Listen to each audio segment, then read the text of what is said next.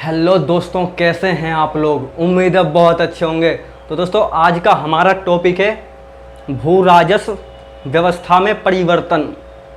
वैसे तो टॉपिक का नाम है भू राजस्व व्यवस्था में सुधार, परंतु हम परिवर्तन कहेंगे तो ज़्यादा उचित रहेगा, क्योंकि ये कंपनी, ब्रिटिश कंपनी जिसने भारत में लगभग 200 वर्षों तक शासन किया, उसके द्वारा समय समय पर ये परिवर्तन कई रूपों में किए गए, जो कि सबसे पहला था स्थायी बंदोबस्त। दोस्तों, स्थायी बंदोबस्त में क्या था, पहले तो हम ये बता देते हैं कि ये स्थायी बंदोबस्त लागू किसके द्वारा किया गया और किस क्षेत्र में। तो दोस्तों, ये लॉर्ड कॉर्नवालिस द्वारा 1793 में बंगाल, बिहार और उड़ीसा क्षेत्र में लागू किया गया था।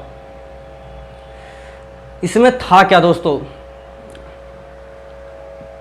मध्यस्थ एवं जमींदारों को भूमि का स्वामी तथा स्वतंत्र किसानों को अधीनस्थ रैयतों के रूप में परिवर्तित।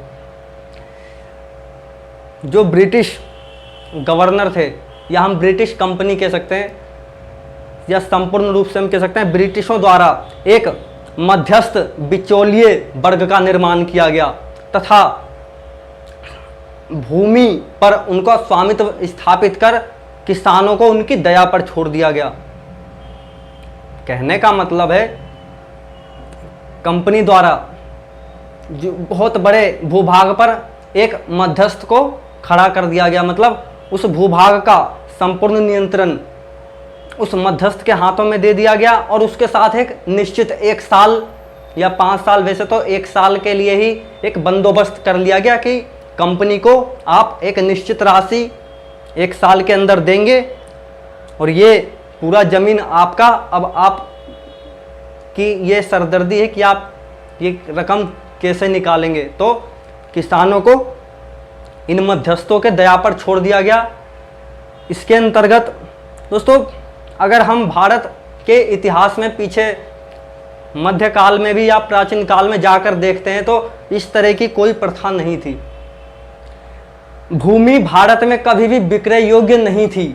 भूमि पर संपूर्ण समुदाय का स्वामित्व होता था। भूमि पर राजा टैक्स लिया करते थे, और जो कुछ बिचौलिए जमींदार हुआ करते थे वो भी वसूली किया करते थे, और किसान खेती, परंतु व्यक्तिगत तौर पर भूमि का स्वामित्व किसी के नियंत्रण में नहीं था।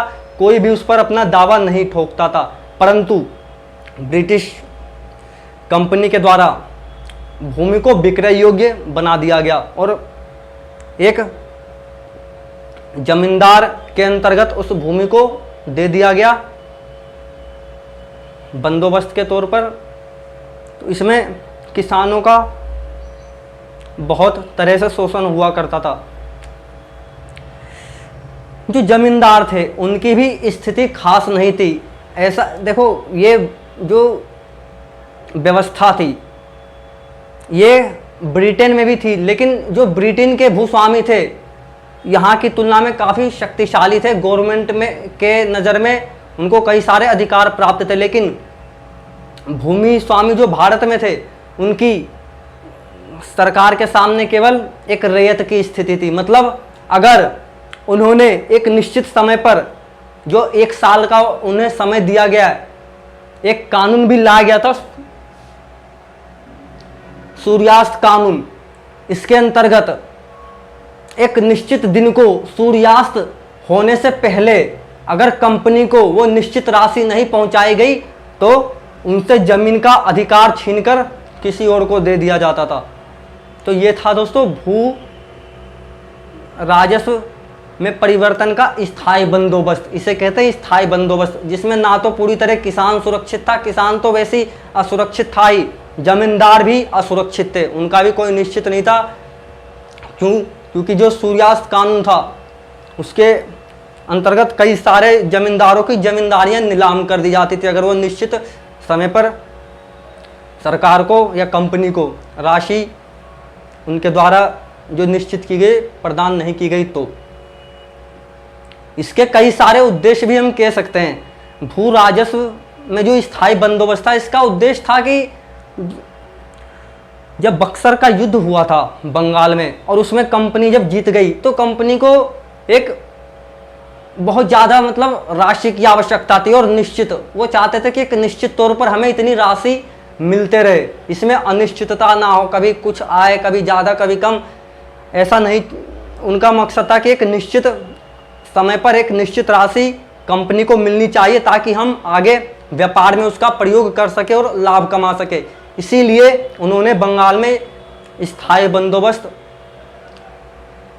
व्यवस्था लागू की, जिसके अंतर्गत जैसा कि मैंने बताया आपको कि एक मध्य वर्ग या शक्तिशाली वर्ग को, जो कि उस क्षेत्र में थोड़े ज़्यादा औरों से पावरफुल थे, उनके अंतर्गत बड़ा सा भूमि का हिस्सा उनके अंतर्गत कर दिया गया, तथा उन्हें उस भूमि से वसूली का अधिकार दे दिया गया। परंतु एक निश्चित राशि पर सरकार को उन्हें भी राशि देनी पड़ती थी, और बदले में वो जितनी मर्जी चाहे किसानों से वसूल सकते थे।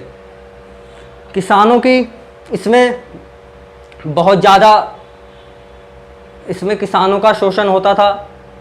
अगर कंपनी को ये भूस्वामी नहीं दे पाते थे धनराशि, तो ये किसानों से फिर जैसे इनके साथ बर्ताव किया जाता था कंपनी के द्वारा कि भाई इनको भूमि से निर्वासित कर दिया जाता, उनके अधिकार थे भूमि के अधिकार से हटा दिया जाता था, वैसे ही ये भी किसानों को वहाँ से बेदखल कर देते थे। जिस भूमि पर किसान इनकी जो भूमि होती थी, इन पर किसान खेती किया करते थे, उन्हें भी ये हटा देते थे, कोड़े से पीटा करते थे। अगर लगान वसूल नहीं कर पाए तो लगान नहीं दे पाते थे अगर ज़मींदार को, क्योंकि ज़मींदारों को भी ऊपर सरकार को देना पड़ता था, तो वो इन्हें परेशान करते थे सरकार ज़मींदारों को, तो ज़मींदार भारतीय किसानों रैयतों को। तो ये था हमारा स्थायी बंदोबस्त। परंतु इसमें कई सारी दिक्कतें आने लग गई आगे चलकर। दिक्कतें क्या आने लगी कि सरकार ने देखा कि जो भूमि है, हमने तो एक निश्चित राशि पर इन जमींदारों को दे दिया, परंतु ये जमींदार उससे बहुत ज़्यादा लाभ कमा रहे हैं। शुरुआत में तो थोड़ा कम प्रॉफिट होता है किसी भी चीज़ में, लेकिन आगे चलकर जमींदारों को बहुत ज़्यादा लाभ होने लगा। परंतु जमींदारों कंपनी को तो केवल एक निश्चित राशि मिलनी थी, तो कंपनी इससे बेचैन होने लगी कि ऐसा कैसे, ऐसा तो नहीं होना चाहिए, हमें भी अगर भूमि से ज़्यादा लाभ हो रहा है तो जो उसका एक्स्ट्रा जो प्रॉफिट है वो हमें मिलना चाहिए। इस कारण उन्होंने इस व्यवस्था को, स्थायी बंदोबस्त को बदलने की कोशिश की। तब उन्होंने दूसरे नंबर पर लाया रैयतवारी बंदोबस्त। अब ये रैयतवारी बंदोबस्त में क्या था दोस्तों? इसमें था कि जो भूस्वामी वर्ग थे, जो मध्य, हम दलाल कह सकते हैं या मध्यवर्ती लोग थे, उन्हें हटा दिया गया। ब्रिटेन में कोई फिलोसोफर थे, उन्होंने एक अपना वक्तव्य दिया था कि ये जो जमींदार लोग हैं, इनका किसी भी तरीके का एग्रीकल्चर में योगदान नहीं होता, बस ये बैठे बैठे जो अधिशेष होता है उनकी प्राप्ति कर लेते हैं इनका, जबकि उस चीज़ में कहीं दूर दूर तक कोई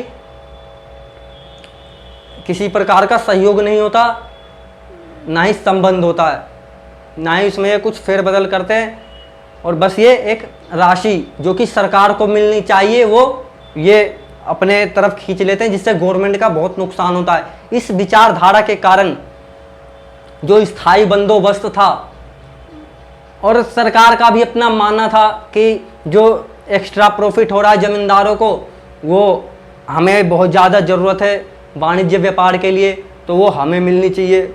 ये सब कारण थे जिसके कारण रैयतवारी बंदोबस्त लाया गया, जिसके अंतर्गत मध्य लोगों को, जो मध्यवर्ती लोग थे, जिसे हम अभी जमींदार, भूस्वामी, इन सब को हटा दिया गया, और डायरेक्ट जो किसान जमीन पर खेती करते थे उनसे संबंध स्थापित किया गया, और किसानों से समझौता तथा किसानों को ही अब डायरेक्ट सरकार किसान से ही लगान वसूली करने का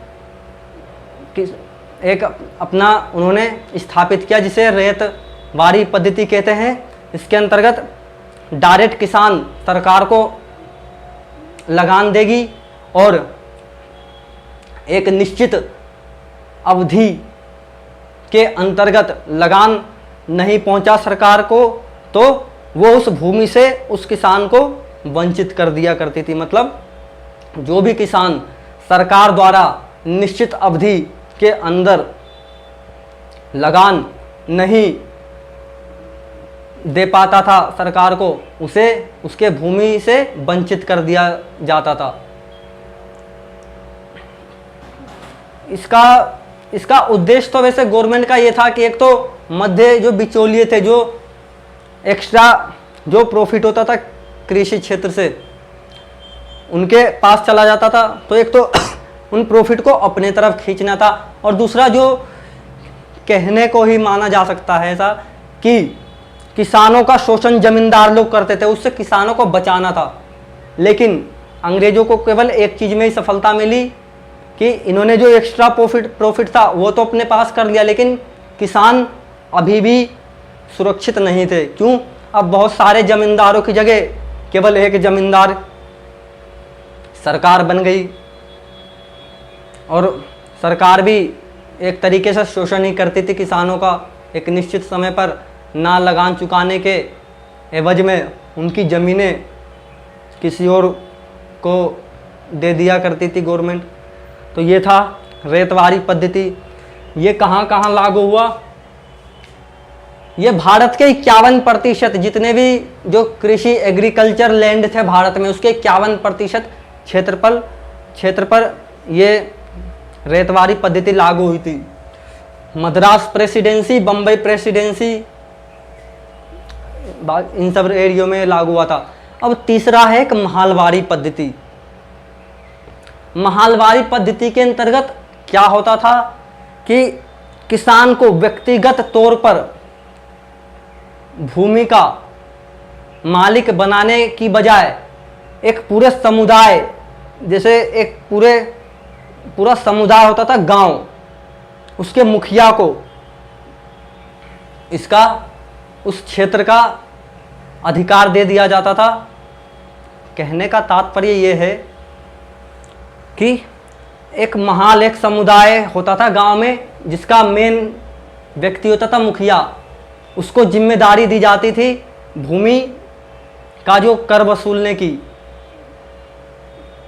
और इसमें क्या होता था, जो किसान अगर नहीं चुका पाते थे अपना लगान, या जो भूमि के बदले जो लगान होता था सरकार द्वारा तय, तो ये महालवारी व्यवस्था में क्या था कि सब किसान मिलके उस किसान के बदली लगान चुका दिया करते थे, तथा उसकी ज़मीन को, उस किसान की ज़मीन को ये आपस में बांट लेते थे। और ये महालवारी प्रथा भी लागू करने का एक यही कारण था कि ज़्यादा से ज़्यादा गवर्नमेंट को प्रत्यक्ष रूप से राजस्व की प्राप्ति हो, और ज़्यादा टेंशन भी ना हो सरकार को कि प्रत्येक किसान से हर बार कभी उसकी ज़मीन लेके उसको नीलाम करो, उसकी ज़मीन लेके। ये भी एक सरदर्द था सरकार के लिए। तो उन्होंने क्या किया, एक पूरे गांव के समुदाय का जो मुखिया होता था उसको इसकी जिम्मेदारी दे दी। और वो मुखिया क्या करता था, अगर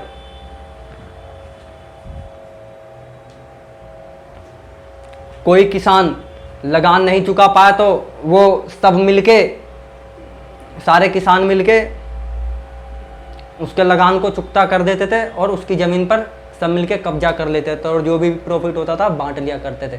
तो ये था महलवारी पद्धति। ये कहाँ कहाँ लागू हुई? एक तो पहले हम ये कह सकते हैं कि ये होल्ट मैकेंजी द्वारा लागू हुआ था, और ये उत्तर भारत के पश्चिम क्षेत्र में, जैसे पंजाब हो गया, गुजरात का एरिया हो गया, पश्चिमी उत्तर प्रदेश, इन सब क्षेत्रों में लागू हुआ था। और संपूर्ण भारत के जो एग्रीकल्चर लैंड होता था उसके 30% भाग पर महालवारी प्रथा लागू थी। तो दोस्तों, उम्मीद है आपको अच्छे से समझ में आएगा। जो तीनों सरकार की, ब्रिटिश सरकार की जो जमीन भू राजस्व के संबंध में जो सुधार थे, ये तीनों आपको अच्छे से समझ में आ गएंगे और किस लिए लागू किए गए थे ये भी आपको समझ में आएगा। तो उम्मीद है आपको अच्छे से समझ में आएगा। थैंक यू, आज के लिए इतना ही, फिर मिलेंगे नेक्स्ट क्लास में।